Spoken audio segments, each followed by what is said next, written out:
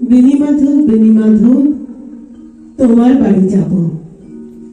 বেণীমাধব, তুমি কি আর আমার কথা ভাবো? বেণীমাধব মোহনবাসী তমাল তরুঙ্গুলি বাজিয়েছিলেন। আমি তখন মালতী স্কুলে ডেস্কে বসে অঙ্ক করি।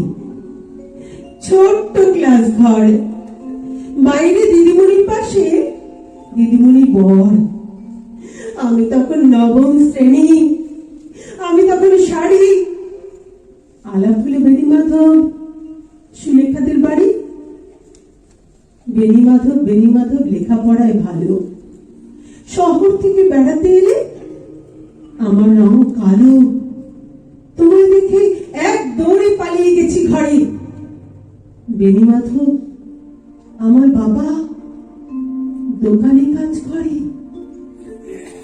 কুঞ্জে অলি গুঞ্জে তবু ফুটেছে মঞ্জরি। সন্ধ্যেবেলা পড়তে বসে অঙ্কে ভুল করি। আমি তখন নবম শ্রেণী, আমি তখন 16। ব্রিজের ধারে বেণীমাধব, লুকিয়ে দেখা হলো। বেণীমাধব, বেণীমাধব, এতদিনের পরে সত্যি বলো, সেসব কথা এখনো মনে পড়ে? সেসব কথা বলেছো তুমি তোমার প্রেমিকাকে?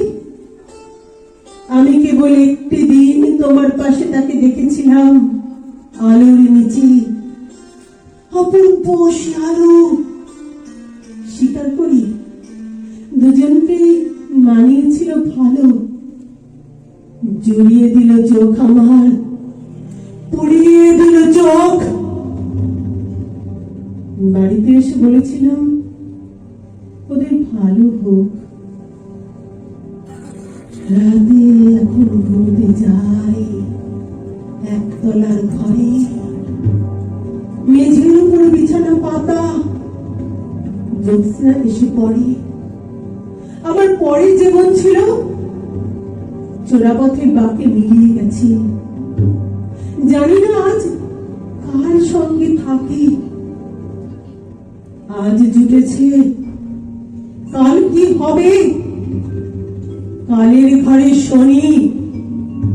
আমি এখন এই পাড়ায় সেলাই দিদিমণি।